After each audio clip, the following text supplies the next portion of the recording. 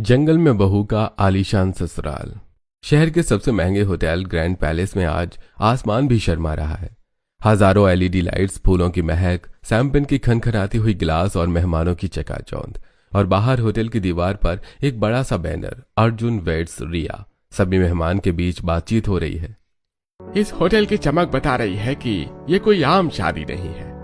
बिल्कुल सही कह रहे हैं आप, ये कोई आम शादी नहीं, ये वनराज परिवार की शादी है। उनके बड़े बेटे अर्जुन की शादी है, तो फिर आम कैसे हो सकती है? शौर्य तो कोई मौका नहीं छोड़ता अपनी दौलत और रुतबा दिखाने का। फिलहाल तो उसके बेटे की शादी है।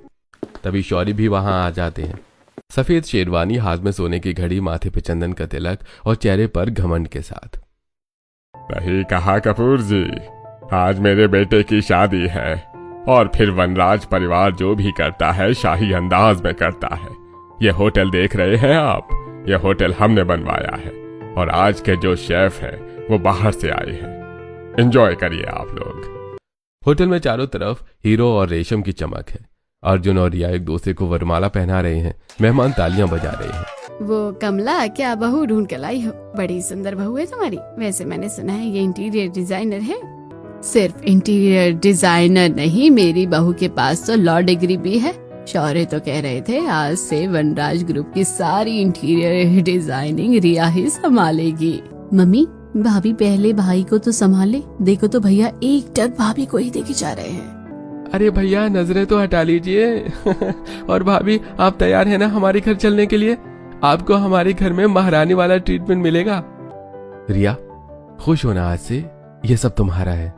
सब अच्छा लग रहा है अर्जुन, पर थोड़ा डर भी लग रहा है। सब कुछ इतना परफेक्ट कैसे हो सकता है? ये सब तो मैंने सपने में भी नहीं सोचा था। होटल में सभी तरफ खुशियों का माहौल था। सभी एक दूसरे से बातें कर रहे हैं, लेकिन शौर्य जी कोने में अकेले खड़े कुछ सोच रहे हैं और अचानक उनकी आंखों में अंधेरा छा जाता है। मत काटो इस जंगल को, ये जंगल हमारे रहने की जगह है। मैं आपके सामने हाथ जोड़ती हूँ, अगर ये जंगल ना रहा तो हम लोग कहाँ रहेंगे? कुछ तो दया करो। अरे कितना टाइम वेस्ट कर रही है हमारा।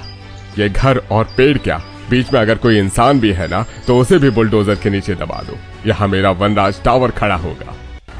बुलडोजर चला और वहीं पास में खड़ा एक बरगद का पेड़ उस आदिवासी औरत की झोपड़ी में जा गिरता है। देखते ही देखते उसकी झोपड़ी मिट्टी में मिल जाती है।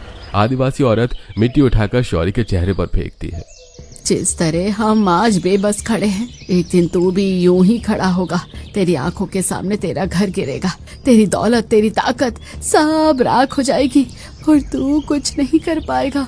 आज से मैं तुझे श्राप देती हूँ, तुझे भी इसी जंगल में भटकना पड़ेगा। इसी जंगल की लकड़ियों से अपना आशियाना बनाना पड़ेगा, इसी मिट्टी पर सोना पड़ेगा।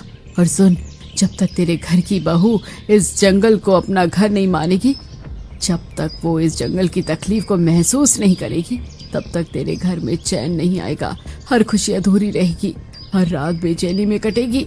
ये जंगल गवाह है, मेरी आह खाली नहीं जाएगी। तुम्हें क्या लगता है तुम्हारा श्राप मेरी दौलत खत्म कर देगा?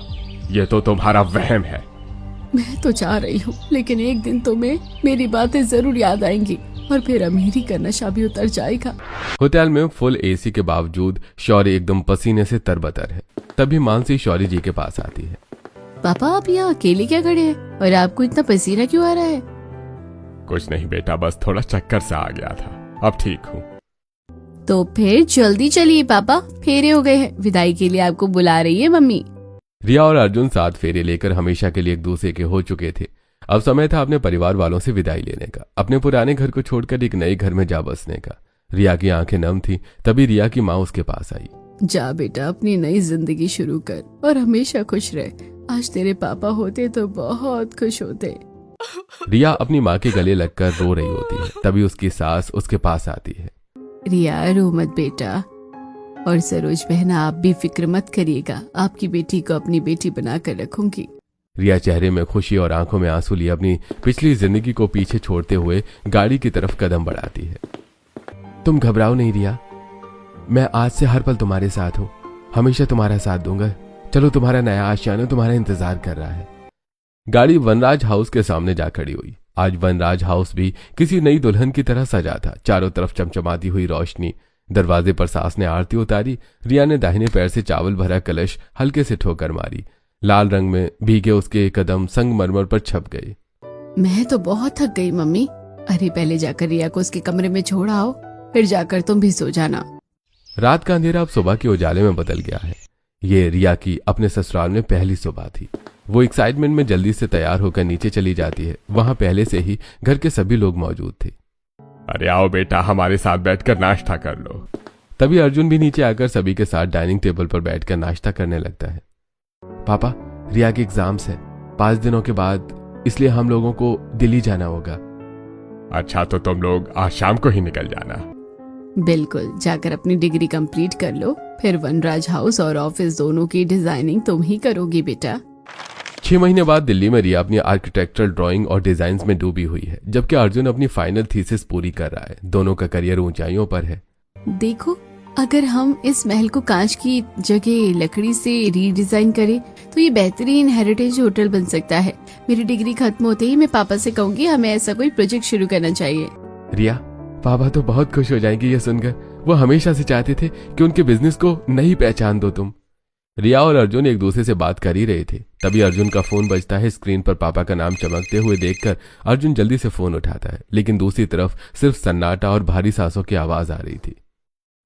हेलो पापा, इतना सन्नाटा क्यों है? आप कुछ बोल क्यों नहीं रहे हैं? दूसरी तरफ वनराज हाउस पूरी तरीके से खंडर हो चुका था। शौर्य और कमला जी एक कमरे में बैठे हुए हैं। घर की लाइट कट चुकी है, चारों तरफ सिर्फ अंधेरा ही अंधेरा छाया हुआ है।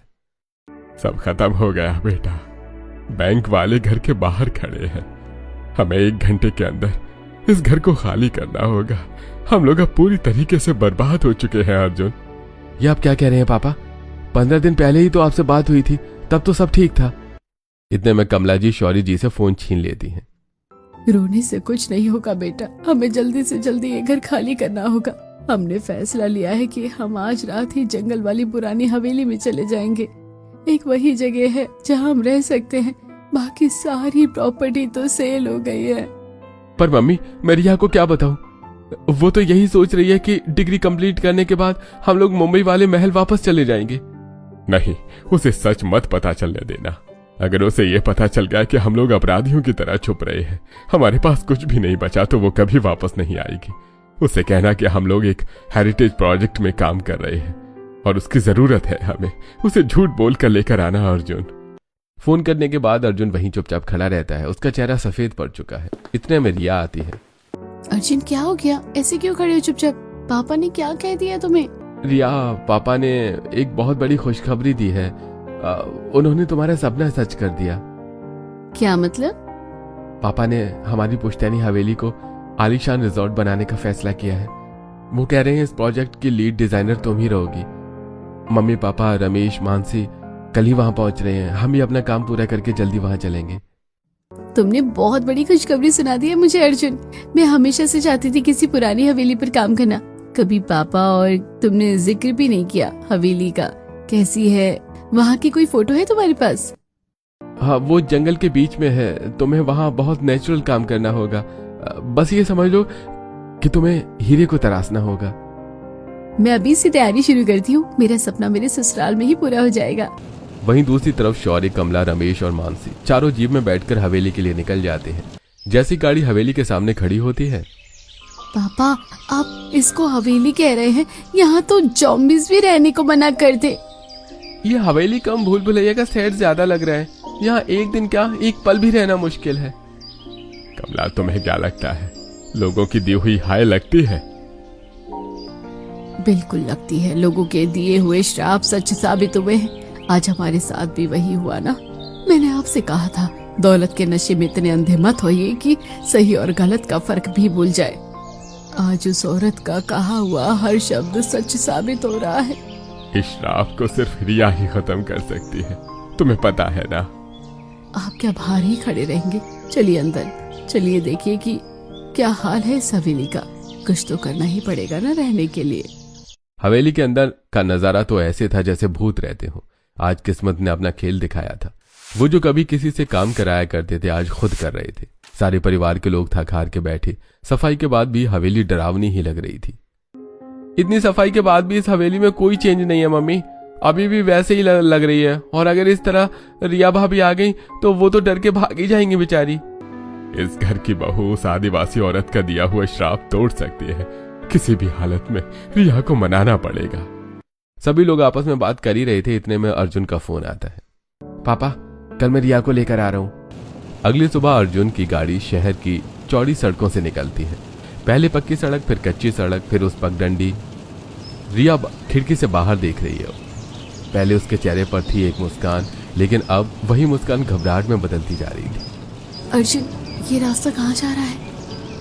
अरे बस थोड़ा आगे है। थोड़ा आगे? अर्जुन, ये तो जंगल है। अचानक गाड़ी रुक जाती है। इंजन खड़खड़ाता है, एक बार, दो बार, फिर बंद। अर्जुन स्टार्ट करने की कोशिश करता है, लेकिन नहीं होती। चारों तरफ बस जंगल है, घना गहरा और एकदम खामोश। क्या हुआ? गाड़ी बंद हो गई। हमें चलना होगा, यहाँ से घर ज्यादा दूर नहीं है। चलना? इस जंगल में पैदल? हाँ। ठीक है। प्रिया और अर्जुन चलते चलते हवेली के पास आ जाते हैं। जैसे रिया की नजर हवेली पर पड़ती है, टूटी दीवारें, दरवाजा नहीं, छत पर घास है, हर तरफ बरगद की जड़ें लटक रही हैं। अर्जुन, क्या ये रॉयल हेरिटेज प्रोजेक्ट है जो तुमने मुझे बताया था? तुम्हें शर्म नहीं आई मुझसे झूठ बोलते हुए? सारा परिवार अपनी नजरें झुकाए हुए हवेली के अंदर खड़ा है। तभी कमला जी आगे बढ़ते हुए रिया का हाथ थामती है। अर्जुन को हम ही लोगों ने मना किया था बेटा, हमने छुपाया तुमसे ये राज, हमें माफ कर दे बेटा। मम्मी, आप मुझसे माफी मत मांगिए, लेकिन आप सोचिए तो यहाँ कैसे रहना पॉसिबल हो सकता है? यहाँ दरवाजे नहीं है, मुझे तो देखकर ही डर लग रहा है। घर के सभी लोगों के समझाने के बाद रिया हवेली के अंदर आती है, लेकिन हवेली में बहुत कोशिश करने के बाद भी उसे नींद नहीं आई। सारी रात एक उलझन सी थी दिमाग में। जैसी ही सुबह होती है, रिया अपना बैग उठाकर बाहर निकलती है। उतने में मानसी भागी भागी रिया के पास आती है। रुकिए भाभी, आप कहाँ जा रही हैं? मैं नहीं रुक पाऊंगी यहाँ, मैं अपने घर जा रही हूँ। आवाज सुनकर सभी लोग बाहर आ गए और बस चुपचाप रिया को देखे जा रहे हैं। तभी शौर्य जी रिया के पास आते हैं। उनकी आंखों में आंसू थे।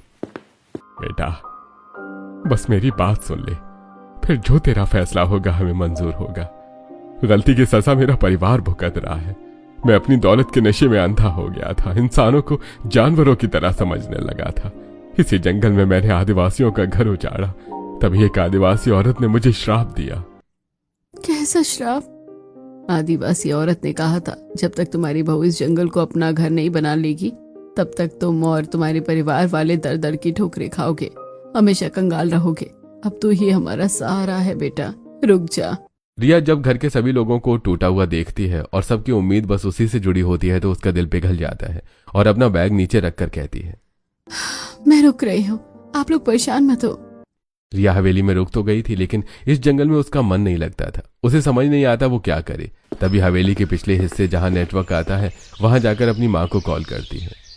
माँ, आपको पता है मेरी ससुराल जंगल में है, मेरा यहाँ बिल्कुल मन नहीं लगता है सब कुछ छोड़कर आ जाऊं, लेकिन इस तरह नहीं कहते बेटा।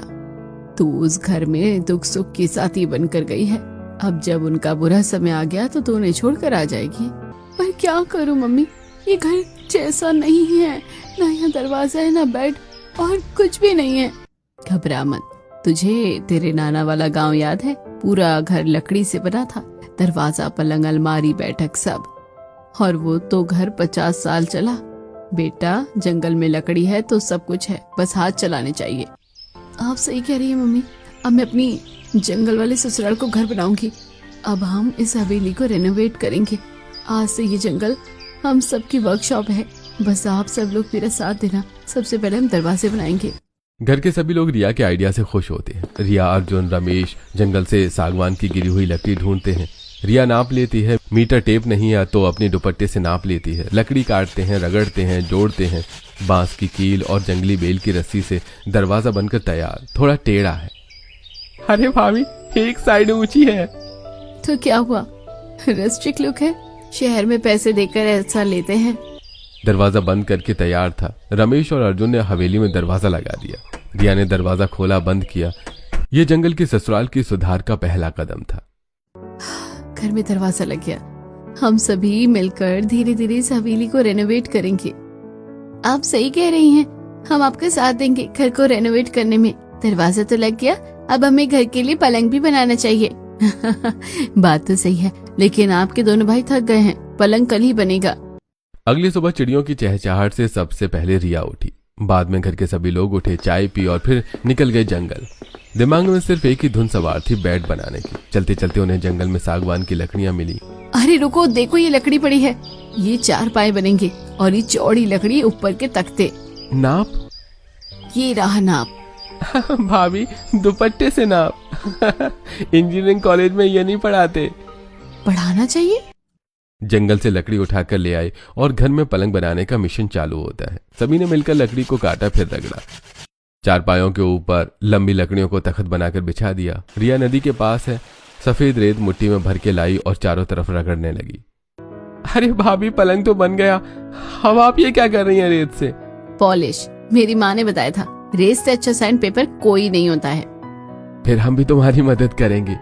इसी तरह सभी लोग मिलकर रेत की मदद से पलंग को चारों तरफ से रगड़ते हैं और देखते ही देखते एक चमकता हुआ लकड़ी का पलंग बनकर तैयार हो जाता है। भाभी पलंग तो बहुत अच्छा है, लेकिन इसके ऊपर बिछाने के लिए कुछ तो चाहिए ना। तुम सही कह रही हो, पलंग के ऊपर बिछाने के लिए एक गद्दा भी होना चाहिए। चलो फिर चले जंगल। रिया और मानसी जंगल की तरफ निकल पड़ी। वहां उन्हें मुलायम घास दिखी, उसे काट कर वो अपने घर ले आई। गड्ढा घास का बनाएंगे क्या भाभी? बिल्कुल, घास का गद्दा बहुत अच्छा बनता है। मैं अपनी बहू की मदद करूंगी। अब घर की तीनों औरतें घास की मोटी और लंबी परत पलंग के ऊपर बिछा देती हैं और जंगली बेल की रस्सी से टांका मार देती हैं। ऊपर से बड़े पत्ते डाल देती हैं। इस तरह घास का गद्दा बनकर तैयार हो जाता है। अरे वाह रिया, ये गद्दा तो वाकई बहुत मोटा और आरामदायक है। भाभी ने बहुत मेहनत की है इंटीरियर डिजाइनर बनने में, अब तो मेहनत साफ दिख रही है। रमेश, ये तो शुरुआत है। मैं इस हवेली को अपना पहला प्रोजेक्ट समझ के काम कर रही हूँ। मैं इसे रिजॉर्ट जैसा बना दूंगी। काम करते करते पता ही नहीं चला दिन कैसे बीत गया। अब रात के समय रिया आराम से अपने बनाए हुए बेड पे बैठी हुई थी। तभी अर्जुन हाथ में कपड़े लिए हुए अंदर आता है। रिया, ये कपड़े कहाँ रखूं? अर्जुन, कपड़े रखने के लिए तो कोई जगह है ही नहीं, और इस तरह कपड़ों को नीचे भी नहीं रखा जा सकता। तुम सही कह रही हो, क्यों ना हम कल लकड़ी की अलमारी बनाएं? ठीक है, हमारा अगला मिशन होगा जंगल की लकड़ी की अलमारी। सुबह सबसे पहले उठकर अर्जुन और बाकी जंगल से कुछ लकड़ियां इकट्ठा करके लाते हैं। अरे भाभी, इतनी सुबह आप लोग कहाँ गए थे? और ये लकड़ियाँ, फिर कुछ बनाने का प्लान है क्या? हम इन लकड़ियों की अलमारी बनाएंगे। देखो पापा और रमेश भी आ गए हैं, हमारी मदद करेंगे ना पापा? तीनों ने मिलकर आरी चलाई, लंबे लंबे तख्ते निकाले 4, फिर पाई के लिए मोटे टुकड़े 6, तख्ते कट गए। अब रगड़ने की बारी। रिया ने नदी से मोटी रेत मंगाई। लो मानसी, तुम ये तख्ता रगड़ो जब तक चिकना ना हो। भाभी, इसमें तो बड़ी मेहनत लग रही है। जितनी मेहनत करेंगे ना उतना ही चमकदार रिजल्ट आएगा। हाथ चलाती रहो मानसी, रोकना मत। इतने में ही कमला जी चाय लेकर आई। सबने हाथ रोके। चलो सब लोग काम छोड़कर आ जाओ, पहले चाय पियो उसके बाद काम। मैं सोच रहा हूँ जब हम लोग इतनी मेहनत कर ही रहे हैं तो क्यों ना एक डाइनिंग टेबल भी बना लें। तुम सही कह रहे हो, अलमारी के बाद हम लोग डाइनिंग टेबल ही बनाएंगे। नाश्ता करके सभी लोग फिर से काम में लग गए। तभी मानसी कहती है, भाभी देखिए, ये तो कितना चिकना हो गया है, मेरा हाथ फिसल रहा है। तख्ते चमक उठे। ससुर जी और अर्जुन ने पाए खड़े किए। रमेश ने बांस की कीलें ठोकी। रिया और कमला देवी ने बेल की रस्सी से हर जोड़ कसा 2-2 बार। रिया देखो, ये सही से कसा है ना कि नहीं? एकदम परफेक्ट। हमारी लग्जूरियस लकड़ी की अलमारी बनकर तैयार हो गई है। चलो अब इसी तरह डाइनिंग टेबल भी बनाएंगे। इसी तरह दिन गुजरते गए और हवेली में रोज कुछ नया लकड़ी का सामान बनता गया। हर सुबह रिया उठती, जंगल देखती, कुछ सोचती और काम शुरू हो जाता। देखते ही देखते हवेली के हर कोने में लकड़ी का फर्नीचर, जैसे बरगद की लकड़ी का सोफा, डाइनिंग टेबल, हर चीज थी। बस कमी थी तो रोशनी की। भाभी, हमारी पूरी हवेली बदल चुकी है। हर चीज है, अलमारी है, बेड है। आपने तो पूरा किचन में भी मॉड्यूलर बना दिया है, लेकिन कमी है तो सिर्फ रोशनी की। मैं भी यही सोच रही थी। इतने में ही रमेश और अर्जुन अंदर से आते हैं। मैडम, आप बस हुक्म करिए, हम लोग फिर से कारपेंटर बन जाएंगे। चलिए फिर लग जाए। अर्जुन और रमेश ने बांस के 3 छल्ले बनाए, उसमें दीप रखकर छत से लटकाए। रात को जलाई, पूरा घर सुनहरा हो गया। दीवारों पर परछाइयां नाचने लगी। हमारी हवेली तो किसी पैलेस की तरह लग रही है।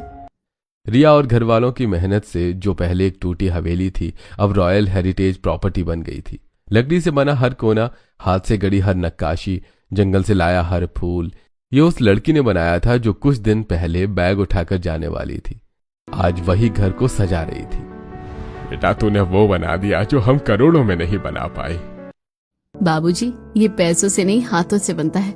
आप लोगों के साथ से पॉसिबल हुआ है। भाभी यकीन नहीं होता कि ये वही जगह है जहाँ हम डर के मारे रोते थे। आपने तो इसे सच में आलीशान बना दिया। मेहनत सबकी थी मानसी, पर जान इस जंगल की लकड़ियों ने फूकी है। दिन गुजरने लगे। हवेली में अब रौनक थी। सुबह कमला देवी का चूल्हा जलता, मानसी गाते हुए पानी लाती, रमेश पेड़ से आम तोड़ता, ससुर जी बरगद सोफे पर बैठे चाय पीते और रिया रोज कुछ न कुछ बनाती रहती। रिया, आज क्या बनेगा? आज कुछ नहीं। भाभी बीमार है क्या? शाम के समय रिया हवेली के पीछे वाले कोने में जाकर अपनी माँ को फोन लगाती है। हेलो माँ, कैसी हैं आप?